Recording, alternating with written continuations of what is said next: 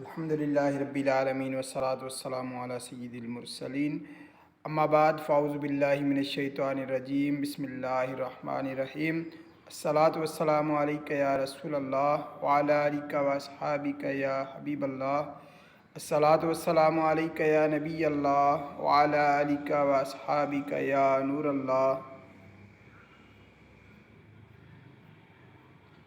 दुआए अत्तार या रब्बल मुस्तफ़ा जेको भी मुकम्मल रिसालो बुखार जा फ़ज़ाइल पढ़े या ॿुधी वठे उनखे बीमारी वारी हालत में शिकवा ऐं शिकायत करण खां बचाए करे पंहिंजी रिज़ा ते राज़ी रहण जी तौफ़ीक़ अता फ़रमाए करे बेहिसाब बख़्श फ़रमा। आमीन बिजाहि ख़ातमिन नबिय्यीन सल्लल्लाहु तआला अलैहि वालिहि वसल्लम। दुरूद शरीफ की फ़ज़ीलत। आफ्ताब शरीयत व तरीक़त शहज़ादा आला हज़रत हुज्जतुल इस्लाम हज़रत मौलाना हामिद रज़ा ख़ान रहमतुल्लाह ताला अलैह तमाम वरा इस्लामी उलूम जा आलिम आशिक़ शाह अनाम जानिसार सहाबा इकराम मुहिब्बे औलिया इकराम ऐं आशिक़ दुरूद सलाम हुआ। जॾहिं बि इल्मी ऐं तदरीसी औक़ात मां वांदकाई मिलंदी हुई त ज़िक्र ऐं दुरूद शरीफ़ में मशगूल थी वेंदा हुआ। पाण रहमतुल्लाह ताला अलैह जे जिस्म शरीफ़ में गढ़ु यानी वॾी फुरड़ी थी पियो जंहिंजो ऑपरेशन ज़रूरी हुयो। डॉक्टर बेहोशी जी इंजेक्शन लॻाइण चाहिए तो मना करे छॾियऊं। पाण रहमतुल्लाह ताला अलैह दुरूद सलाम जी विर्द में मशगूल थी विया। होश ऐं हवाज़ जे आलम में 2-3 कलाक ऑपरेशन थींदो रहियो। दुरूद जी बरकत सां पाण रहमतुल्लाह ताला अलैह कंहिं क़िस्म जी तकलीफ़ जो इज़हार थियण न ॾिनाऊं। शहज़ादे आला हज़रत मौलाना हामिद रज़ा ख़ान रहमतुल्लाह ताला अलैह पंहिंजे नातिया किताब बयाज़ पाक में लिखनि था, शकीबे दिल करारे जा मोहम्मद मुस्तफ़ा तुम हो, तबीबे दर्द दिल तुम हो, मेरे दिल की दवा तुम हो, गरीबों दर्दमंदों की दवा तुम हो, दुआ तुम हो, फ़कीरों बेनवाओं की सदा तुम हो, निदा तुम हो। अनामिन हामिदो हामिदे रज़ा मिन्नी के जलवों से बिहम्दिल्लाह रज़ा हामिद हैं और हामिदे रज़ा तुम हो। सल्लु अलल हबीब सल्लल्लाहु ताला अला मुहम्मद सल्लल्लाहु ताला अलैहि वालिहि वसल्लम।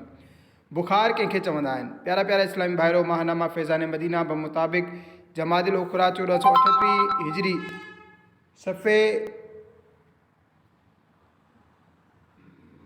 सफ़े नंबर 20 ते आहे।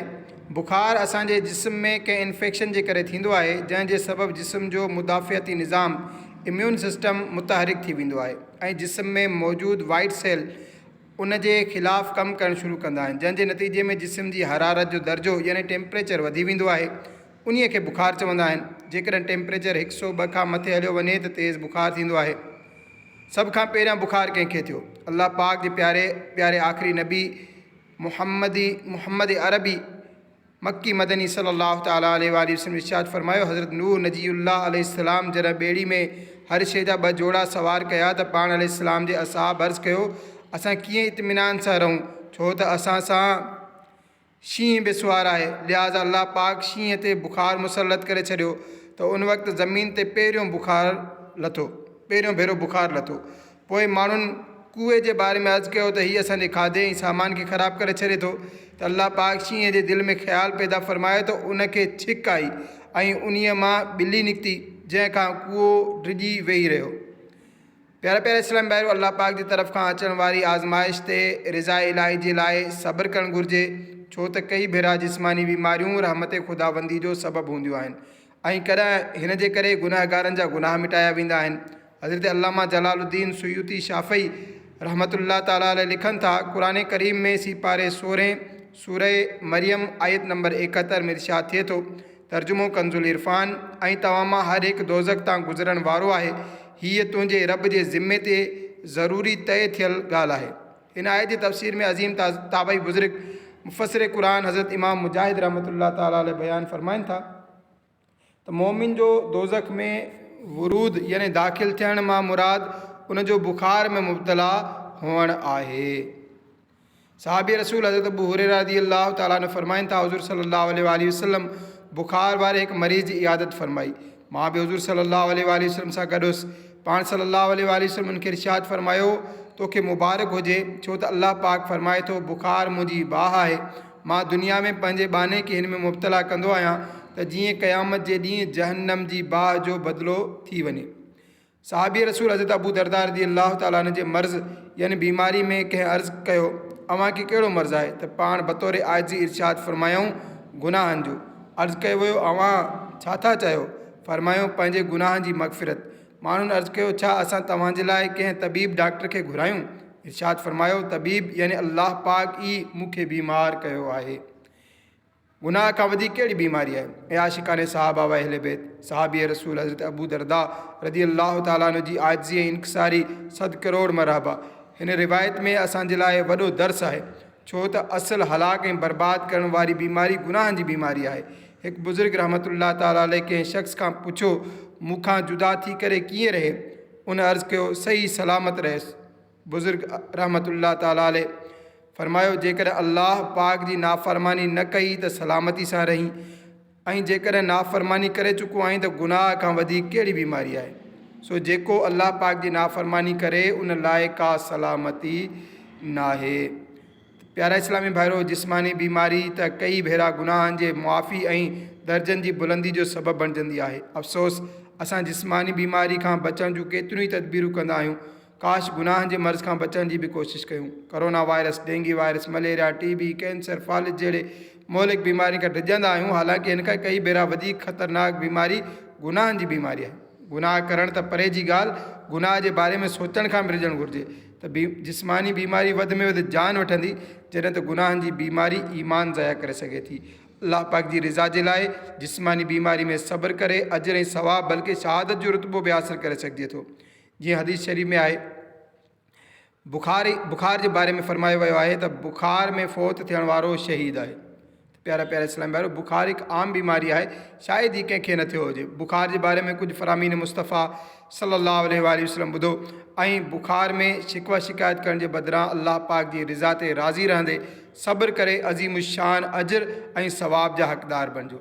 जन्नत जे 8 दरवाज़नि जी निस्बत सां 8 फ़रामीन आख़िरी नबी सल्लल्लाहु अलैहि वसल्लम। नंबर 1, जॾहिं को बानो या बानी मुसलसल बुखार ऐं मथे जे सूर में मुब्तला हुजे ऐं उन ते ओहद जबल जे मिसल गुनाह हुजनि त जॾहिं बीमारी उन खां जुदा थींदी आहे त उन जे मथे ते राई जे दाणे बराबरि बि गुनाह नाहिन हूंदा। नंबर 2, जेको हिकु राति बुखार में मुब्तला थिए ऐं उन ते सब्र करे ऐं उन सां राज़ी रहे त पंहिंजे गुनाह खां ईअं निकिरी वेंदो आहे जीअं उन ॾींहुं हो जंहिं ॾींहुं उन जी माउ हिन खे ॼणियो हो। नंबर 3, बुखार जहन्नम जे जोश में आहे ऐं हीउ मोमिन जो जहन्नम मां हिसो आहे। नंबर 4, बुखार जहन्नम जी भट्टी आहे, लिहाज़ा हिन मां जेतिरी मिक़दार मोमिन खे पहुचे उहो उन जो जहन्नम मां हिसो हूंदो आहे। अल्लाह पाक हिकु राति जे बुखार जे सबबु मोमिन जा तमामु पोयां गुनाह मिटाए छॾींदो आहे। नंबर 6, जेसिताईं बुखार में मुब्तला शख़्स जे पेर में सूर रहंदो आहे ऐं उन जे रग फड़कंदी रहंदी आहे, उनखे उन जे बदिले नेकियूं मिलंदियूं रहंदियूं आहिनि।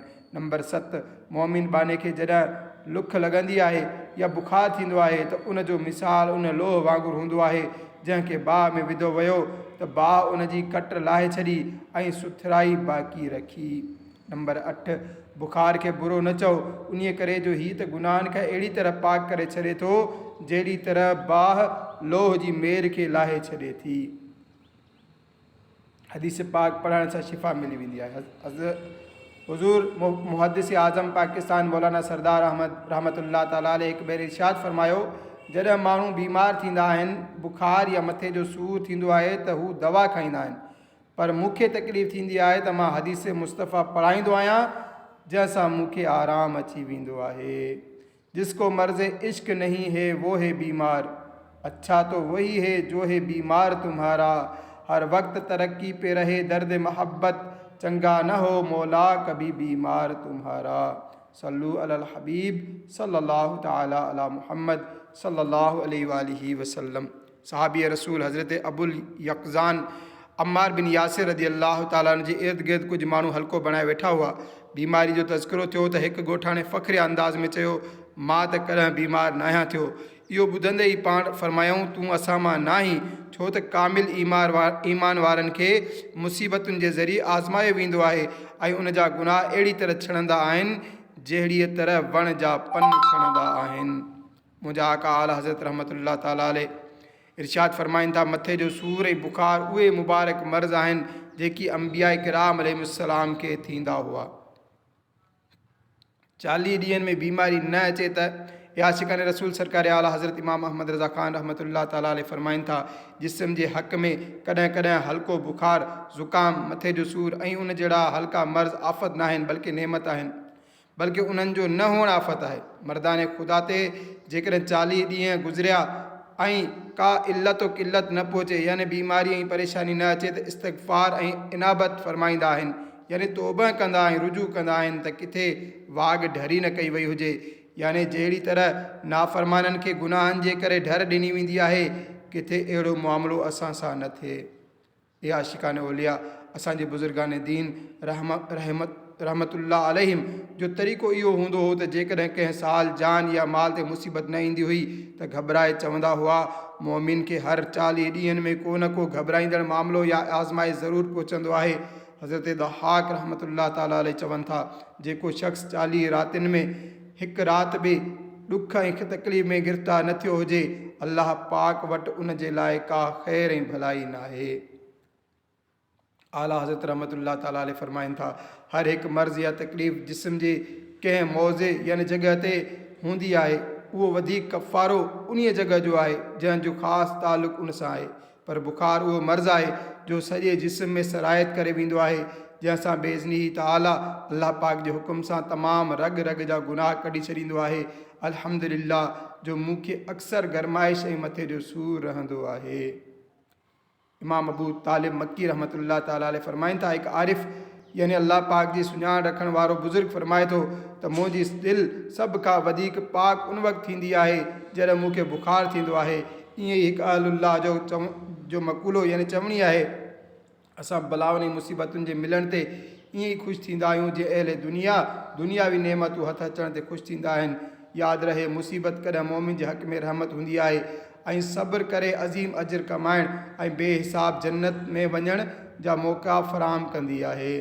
हज़रत बीबी उम्मे मालिक रज़ी अल्लाह ताला अन्हा फ़रमाइनि थियूं मां सख़्तु बुखार जे करे ॾकी रही हुयसि त मूं वटि हुज़ूर सल्लल्लाहु अलैहि वसल्लम तशरीफ़ खणी आया ऐं इरशाद फ़रमायो ए उम्मे मालिक तोखे छा थियो। मूं अर्ज़ु कयो उम्मे मिलदम ही बुखार जी कुनियत आहे अल्लाह पाक जेको कयो सो कयो। अल्लाह पाक जे प्यारे हबीब सल्लल्लाहु अलैहि वसल्लम इरशाद फ़रमायो ए उम्मे मालिक बुखार खे बुरो न चओ छो त अल्लाह पाक हिन जे सबबु बाने जे गुनाहनि खे ईअं किराईंदो आहे जीअं वण मां पन किरंदा आहिनि। मुस्लमाननि जो ॿियो ख़लीफ़ो हज़रत उमर फारूक आज़म रज़ी अल्लाह ताला अन्हु हिकु भेरे बारगाह रिसालत में हाज़िर थिया। रसूल पाक सल्लल्लाहु अलैहि वसल्लम जी ख़िदमत में बुखार शरीफ़ आयल हो। पाण रज़ी अल्लाह ताला अन्हु सरकार सल्लल्लाहु ताला अलैहि वसल्लम ते पंहिंजो हथु रखियो त यकदमि सख़्तु गरम हुअण जे करे खणी वरितो ऐं अर्ज़ु कयो या रसूलल्लाह सल्लल्लाहु अलैहि वसल्लम तव्हांखे त शदीद बुखार आहे। पाण सल्लल्लाहु अलैहि वसल्लम इरशाद फ़रमायो मां अॼोके ॾींहुं या काल्ह की राति में 70 यानी अहिड़ी सूरतुनि जी तिलावत कई आहे जंहिंमें सबे तिवाल हुयूं। सबे तिवाल यानी सूरह बकरा आल इमरान अन-निसा सूरह माइदा सूरह अनाम अराफ अनफाल तौबा ये 8 सूरतूं सबे तवाल चवराईंदियूं आहिनि। अल अनफाल ऐं तौबा जे विच में बिस्मिल्लाह न हुअण करे उनखे हिकु शुमार कयो वियो आहे। पाण रज़ी अल्लाह ताला ने अर्ज़ु कयो या रसूलल्लाह सल्लल्लाहु ताला अलैहि वसल्लम बेशक अल्लाह पाक तव्हांजे सदके तव्हांजे अॻियनि पोइनि जा गुनाह मुआफ़ करे छॾिया आहिनि लिहाज़ा तव्हां पंहिंजे मथां नरमी फ़रमायो। रसूल पाक सल्लल्लाहु अलैहि वसल्लम इरशाद फ़रमायो छा मां पंहिंजे रब जो शुक्रगुज़ार बानो न बणिजां। हिकु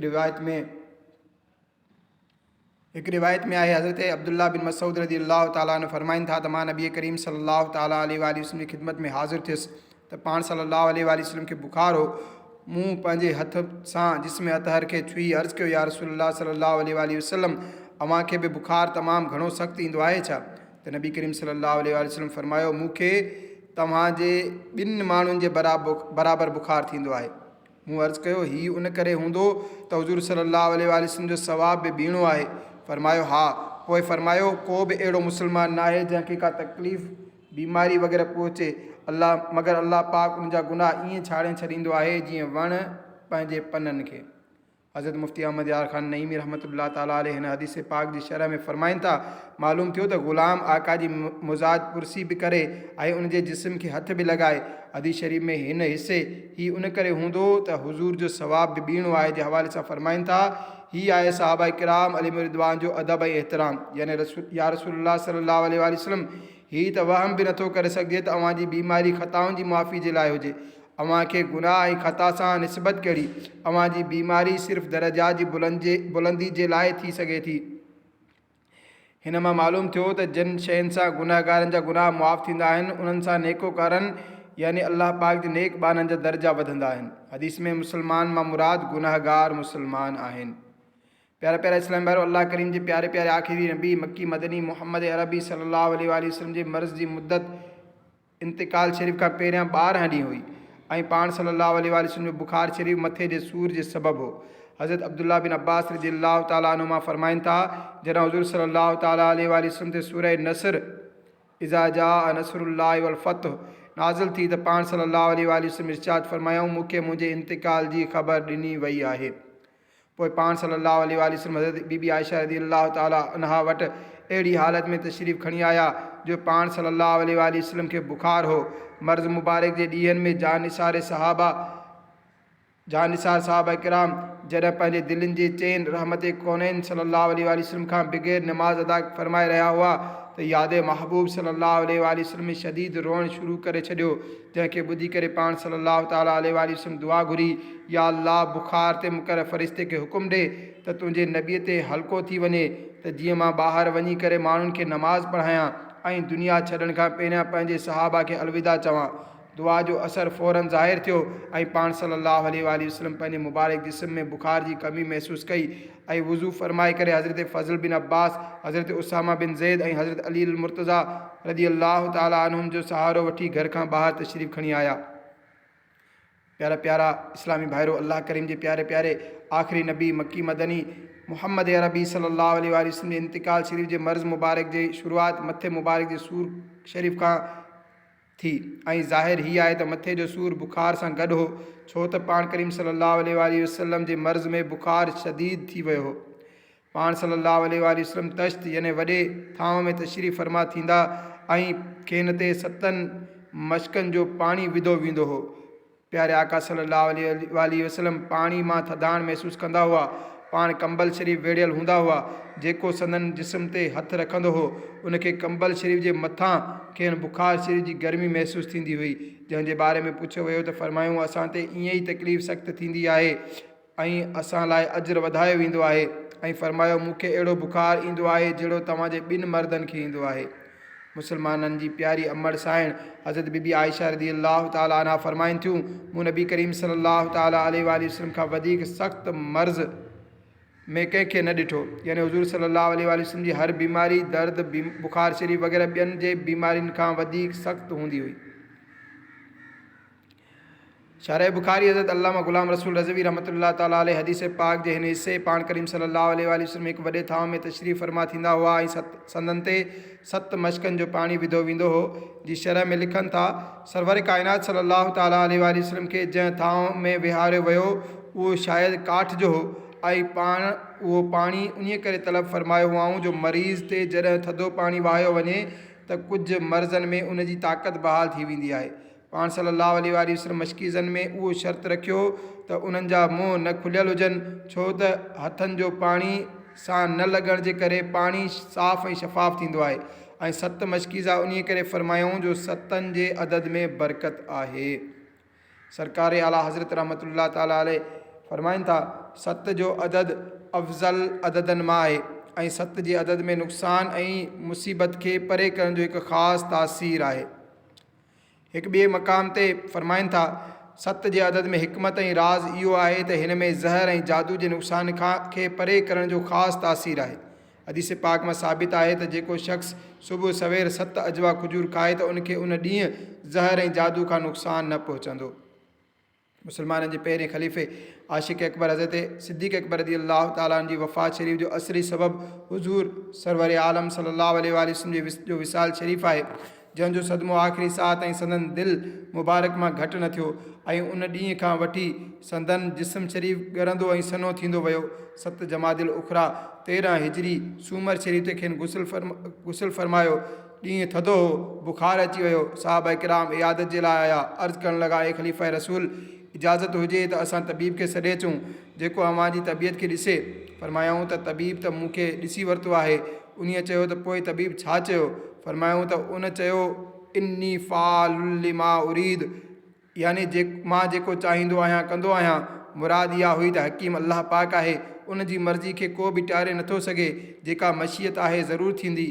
15 ॾींहंनि जी अलालत शरीफ़ खां बाद 22 जमादिल आख़िर 13 हिजरी अंगार जी राति ते 63 सालनि जी उमिरि में हिन फ़ानी दुनिया मां रहलत फरमायाऊं। इन्ना लिल्लाहि व इन्ना इलैहि राजिऊन। अल्लाह पाक जी उन्हनि ते रहमत हुजे ऐं उन्हनि जे सदके असांजी मग़फ़िरत थिए। मनक़ूल आहे हिकु शख़्स खे बुखार थी पियो। संदसि उस्ताद मोहतरम हज़रत शेख उमर बिन सईद रहमतुल्लाह ताला अलैह इयादत करण लाइ तशरीफ़ खणी आया। वञण वक़्तु खेसि हिकु तावीज़ ॾींदे फरमायूं त हिन खे खोले न ॾिसजांइ। संदन वञण खां पोइ उन तावीज़ ॿधी छॾियो। फ़ौरन बुखार लही वियो। उन खां सबर न थी सघियो। सो तावीज़ खोले जो ॾिठाई त बिस्मिल्लाहिर रहमानिर रहीम लिखियलु हुई। दिलि में वसवसो आयो आयसि त हीअ त को बि लिखी सघे थो। अक़ीदत में घटिताई ईंदे ई फ़ौरन बुखार मोटी आयो। घबराइजी साईं जन जी ख़िदमत में हाज़िर थी मुआफ़ी घुरियाई। उन्हनि तावीज़ बणाए पंहिंजे हथ मुबारक सां खेसि ॿधी छॾियो। बुखार यकदम लही वियो। हिन भेरे ॾिसण खां मन न कयूं, पर हिन ख़ौफ़ खां खोले न ॾिठो। आख़िरकार पूरे साल खां पोइ जॾहिं खोले ॾिठाई त उहा ई बिस्मिल्लाहिर रहमानिर रहीम लिखियलु हुई। अल्लाह पाक जी उन्हनि ते रहमत हुजे ऐं उन्हनि जे सदके असांजी बख़्शिश थिए। त प्यारा इस्लामी भाइरो, वाक़ई बिस्मिल्लाहिर रहमानिर रहीम जो वॾियूं बरकतूं आहिनि ऐं हिन में बीमारियुनि जो इलाज बि आहे। हिन हिकायत मां दर्श मिलियो त बुज़ुर्गान दीन जेकॾहिं कंहिं जाइज़ ॻाल्हि खां बि रोकीनि त सम्झ में न अचण जे बावजूद बि उनखां बचणु घुरिजे। इहो बि दर्श मिलियो त तावीज़ खोले न ॾिसणु घुरिजे, जो उन सां यकीन में घटिताई अचण जो अंदेशो रहंदो आहे। ॿियो ही त उनखे वेढ़ण जी ख़ासि तरीक़े सां गॾोगॾु वेढ़ण जे दौरान कॾहिं कॾहिं कुझु पढ़ियल बि हूंदो आहे। तंहिं करे खोले ॾिसण सां उनजे फ़ाइदे में घटिताई अची सघे थी। मुस्तफ़ा जाने रहमत सल्लल्लाहु ताला अलैहि वसल्लम जो फ़रमान आलीशान आहे, जंहिंखे बुखार थियो उन हिकु ॾींहुं बुखार खे लिकायो त अल्लाह पाक उनखे गुनाहनि खां अहिड़ी तरह कढंदो आहे जीअं माउ जे पेट मां कढियो हो, ऐं उन जे लाइ जहन्नम जी बाहि खां आज़ादी लिखी छॾींदो ऐं उन जी पर्दापोशी फ़रमाईंदो, जीअं दुनिया में उन अल्लाह पाक जे तरफ़ां मिलण वारी बला यानी बीमारी खे लिकायो हो। अल्लाह पाक जे प्यारे नबी हज़रत सैयदना याकूब अला नबीना अलैहिस्सलातु वस्सलाम ऐं हज़रत इज़राइल अलैहिस्सलातु वस्सलाम जी पाण में दोस्ती हुई। हिकु भेरे जॾहिं हज़रत मलकुल मौत आया त हज़रत याकूब अलैहिस्सलाम पुछियो, अवां मुलाक़ात लाइ आया आहियो या रूह कब्ज़ करण जे लाइ? अर्ज़ु कयईं मुलाक़ात जे लाइ। फ़रमायूं मूंखे वफ़ा ॾियण खां पहिरियां मूं वटि पंहिंजा कासिद मोकिलिजो। मलकुल मौत चयो, मां अवां वटि 2 या 3 कासिद मोकिलींदुसि। जीअं त जॾहिं रूह कब्ज़ करण जे लाइ मलकुल मौत अलैहिस्सलाम आया त पाण अलैहिस्सलाम इरशाद फ़रमायो, अवां खे मुंहिंजी वफ़ात खां पहिरियां कासिद मोकिलिणा हुया, उहे छो न मोकिलिया? हज़रत मलकुल मौत अलैहिस्सलातु वस्सलाम चयो, कारनि वारनि खां पोइ सफ़ेद वार, जिस्मानी ताक़त खां बाद कमज़ोरी, सिधी चेल खां बाद चेल जो झुकी वञणु। ए याकूब अलैहिस्सलाम, मौत खां पहिरियां इंसान जी तरफ़ इहे मुंहिंजा कासिद ई त आहिनि। प्यारा प्यारा इस्लामी भाइरो, मालूम थियो त मौत अचण खां अॻु में मलकुल मौत अलैहिस्सलाम पंहिंजा कासिद मोकिलींदो आहे। बयानु कयल 3 कासिदनि खां अलावा बि अहादीस मुबारका में वधीक कासिदनि जो ज़िक्र मिले थो, जीअं त मर्ज़, कननि ऐं अखियुनि जो बदिलजणु यानी पहिरियां नज़र तेज़ हुजणु, बाद में कमज़ोर थियणु ऐं ॿुधण जी ताक़त जी दुरुस्ती खां बाद ॿोड़ाइप जो अचणु बि मौत जा कासिद आहिनि। हुज़ूर अकरम सल्लल्लाहु अलैहि वसल्लम फ़रमायो, बुखार मौत जो कासिद आहे ऐं उहो ज़मीन में अल्लाह पाक जो जेल आहे, जंहिंमें अल्लाह पाक पंहिंजे बाने खे जेसिताईं चाहींदो आहे क़ैद कंदो आहे, पोइ उनखे छॾे ॾींदो आहे। असां मां कई माण्हू अहिड़ा हूंदा जिन वटि मलकुल मौत अलैहिस्सलाम जा कासिद अची चुका हूंदा, पर छा चइजे हिन ग़फ़लत जो, जेकॾहिं कारनि वारनि खां बाद अच्छा वार थियणु लॻंदा आहिनि। हालांकि मौत जो कासिद आहे, पर बानो पंहिंजे दिलि खे आथत ॾियण जे लाइ चवंदो आहे त हीअ त नज़ले ज़ुकाम जे सबबु वार अच्छा थी विया आहिनि। उन्हीअ तरह बीमारी जेका मौत जो वाज़े कासिद आहे, पर हिन में सरासर ग़फ़लत कई वञे थी। हालांकि बीमारी ई जे करे रोज़ानो बेशुमार माण्हू मौत जो शिकार थियनि था। मरीज़ त तमामु घणो मौत खे यादि करे, छो त कहिड़ी ख़बर जेका बीमारी मामूली लॻी रही आहे उहा ई हलाकत कंदड़ शिकल इख़्तियार करे घड़ी खन में मौत जे बिस्तर ते भेड़ो करे छॾे।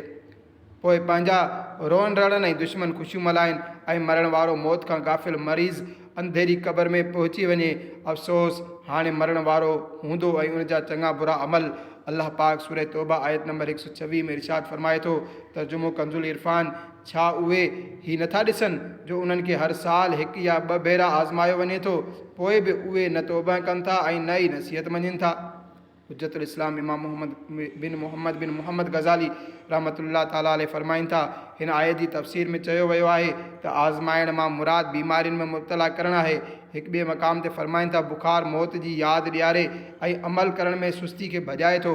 अफ़सोस सद करोड़ अफ़सोस, हाणे त कई इस्पतालुनि जे वार्डनि में मरीज़नि खे सुकून ॾियण जे इरादे सां तरह तरह जा गुनाहनि भरिया चैनल्स ऐं मौसीक़ी सां भरपूर मनाज़िर ॾेखारिया वेंदा आहिनि त जीअं हिन तरह मरीज़ जो ध्यानु हटंदो रहे ऐं सुकून मिले। इन्हीअ तरह जे कुझु माण्हुनि जो नारो आहे, मौसीक़ी रूह जी ग़िज़ा आहे। न ही कंहिं गैर मुस्लिम ऐं बुरी तबियत वारे माण्हू जी रूह जी ग़िज़ा त थी सघे थी, पर अल्लाह पाक ऐं हुनजे प्यारे रसूल सल्लल्लाहु अलैहि वसल्लम खे मञण वारे कामिल मोमिन जी ग़िज़ा नथी थी सघे। जेकॾहिं अव्हांखे रूह जी ग़िज़ा घुरिजे त अचो मां तव्हांखे थो ॿुधायां त रूह जी ग़िज़ा कहिड़ी आहे ऐं उहा कीअं मिलंदी। अल्लाह पाक सिपारे 13 सूरह रात आयत नंबर 28 में इरशाद फरमाए थो, तर्जुमो कंजुल इरफान, अल्लाह जी यादि में दिलनि जो आराम आहे। हाणे हिकु मुस्लमान जे लाइ सोचण जी का गुंजाइश बाक़ी नथी रहे, छो त हर मुस्लमान जो क़ुरान करीम जी हिकु हिकु हर्फ़ ते ईमान आहे ऐं जेको क़ुरान करीम फरमायो उहो हक़ ऐं बिल्कुलु हक़ आहे। ॻाइण वॼाइण ॿुधणु ॿुधाइण शैतानी कमु आहिनि। सआदतमंद मुस्लमान हिननि शयुनि जे वेझो बि नाहिनि वेंदा। अचो हाणे बुखार जा 11 रूहानी इलाज ॿुधूं था। आला हज़रत रहमतुल्लाह ताला अलैह फरमाइनि था, सूरह मुजादिला जेका 28 सिपारे जी पहिरीं सूरत आहे, असर खां बाद 3 भेरा पढ़ी करे पाणी ते दम करे बुखार वारे खे पियारियो। नंबर 2, बुखार वारो कसरत सां बिस्मिल्लाहिल कबीर पढ़ंदो रहे। नंबर 3, गर्मी जो बुखार हुजे त या हय्यु या क़य्यूम 47 दफ़ा लिखी या लिखराए प्लास्टिक कोटिंग कराए चमड़े या रेगज़ीन या कपिड़े में सिबी गले में पाए छॾियो, इंशा अल्लाह हर क़िस्म जे बुखार खां निजात मिलंदी। नंबर 4, या गफ़ूर कागज़ ते 3 भेरा लिखी या लिखराए प्लास्टिक कोटिंग कराए चमड़ी या रेगज़ीन या कपिड़े में सिबी गले में पाए छॾियो या बाह में ॿधी छॾियो, इंशा अल्लाह हर क़िस्म जे बुखार खां निजात मिलंदी। नंबर 5, ला इलाहा इल्लल्लाह 30 भेरा कागज़ ते लिखी पाणी जी बोतल में विझी मरीज़ खे ॾींहं में 3 भेरा थोरो थोरो पाणी पियारियो, इंशा अल्लाह बुखार लही वेंदो। ज़रूरत मूजिबि वधीक पाणी शामिल कंदा रहो, मुद्दत इलाज शिफ़ा हासिल थियण ताईं। नंबर 6, ला यरौन फ़ीहा शम्सन वला ज़महरीरा, तर्जुमो कंजुल इरफान, न उनमें उस ॾिसंदा न उनमें सख़्त सर्दी। ही आयत सगोरी 7 भेरा अव्वल ऐं आख़िर 1 भेरो दुरूद शरीफ़ पढ़ी दम करियो, इंशा अल्लाह बुखार जी शिदत में वाज़े घटिताई महसूस थींदी ऐं मरीज़ सुकून महसूस कंदो। नंबर 7, इमाम जाफ़र सादिक रज़ी अल्लाह ताला अन्हु फरमाइनि था, सूरह फ़ातिहा 40 भेरा अव्वल ऐं आख़िर 1 भेरो दुरूद शरीफ़ पढ़ी पाणी ते दम करे बुखार वारे जे मुंहं ते छंडा हणो, इंशा अल्लाह बुखार लही वेंदो। सरकार नामदार सल्लल्लाहु अलैहि वसल्लम खे बुखार हुयो त हज़रत जिब्रील अमीन अलैहिस्सलातु वस्सलाम ही दुआ पढ़ी करे दम कयो, बिस्मिल्लाह अर्क़ीक मिन कुल्लि शैइन युज़ीक मिन शर्रि कुल्लि नफ्सिन औ ऐनिन हासिदिन अल्लाहु यशफ़ीक बिस्मिल्लाह अर्क़ीक। बुखार जे मरीज़ खे फ़क़ति अरबी में दुआ अव्वल ऐं आख़िर 1 भेरो दुरूद शरीफ़ पढ़ी करे दम करियो। नंबर 9, बुखार में मुब्तला शख्स ही दुआ पढ़े, बिस्मिल्लाहिल कबीर औज़ु बिल्लाहिल अज़ीम मिन शर्रि कुल्लि इरकिन नआरिन व मिन शर्रि हर्रिन नार। नंबर 10, हदीस पाक में आहे, जॾहिं तव्हां मां कंहिंखे बुखार अची वञे त उन ते 3 ॾींहंनि ताईं सुबुह जे वक़्तु थधे पाणी जा छंडा हया वञनि। नंबर 11, हदीस पाक में आहे, बुखार जंहिंजे जहन्नम जे जोश मां आहे, हिन खे पाणी जे ज़रिए थधो कयो। हज़रत मुफ्ती अहमद यार ख़ान नईमी रहमतुल्लाह ताला अलैह जे फ़रमान जो ख़ुलासो आहे, अहले अरब खे अक्सर सफ़रावी बुखार ईंदा हुआ, जंहिंमें गुस्ल फ़ाइदेमंद हूंदो आहे। असांखे छो त अजमी यानी गैर अरब आहियूं, माहिर तबीब जे मशवरे खां बग़ैर गुस्ल जे ज़रिए बुखार जो इलाजु न करणु घुरिजे, छो त असांखे अक्सर उहे बुखार थींदा आहिनि जिन में गुस्ल नुक़सानदेह आहे। हिन सां नमूनिया जो ख़तरो थींदो आहे।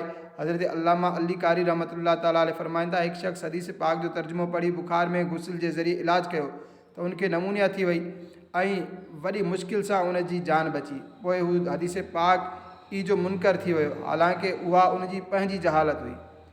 प्यारा प्यारा इस्लामी भाइरो, हिन मां हीअ बि सिखण जे लाइ मिलियो त अवाम खे तर्जुमे सां गॾोगॾु तफ़सीर क़ुरान ऐं हदीसुनि जी शरह बि पढ़णु घुरिजे।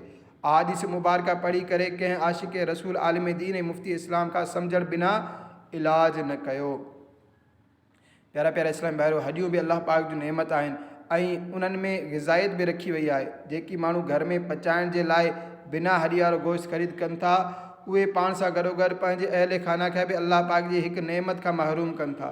यकीनन अल्लाह पाक गफ़ार का शइ बेकार नाहे ठाही। हॾियूं ग़िज़ाइत सां गॾोगॾु दवा जो कम बि ॾींदियूं आहिनि। तबीब कुझु मरीज़नि खे हॾियुनि जी यखनी पीअण जो मशवरो ॾींदा आहिनि। अवां कई भेरा हॾियुनि जी यखनी पीती हूंदी, अलबत्त ख़ासि बूटीअ जो सूप कॾहिं न पीतो हूंदो। हॾियूं तमामु घणियूं अहम आहिनि। तिबी तरीक़े सां हासिल शुदा अर्क जा इंजेक्शन बि मरीज़ खे लॻाया वेंदा आहिनि। जंहिंखे हर चौथे ॾींहुं बुखार ईंदो हुजे, उनखे गऊं जा सिंग पीसे खाधे में मिलाए खाराइण सां अल्लाह पाक जे हुकुम सां शिफ़ा हासिल थी वेंदी। सल्लू अलल हबीब सल्लल्लाहु ताला अला मुहम्मद सल्लल्लाहु ताला अलैहि वसल्लम। जेकॾहिं अव्हांखे असांजी वीडियो पसंदि आई हुजे त ज़रूरु असांजे चैनल खे लाइक, कमेंट ऐं सब्सक्राइब कंदा। अस्सलामु अलैकुम।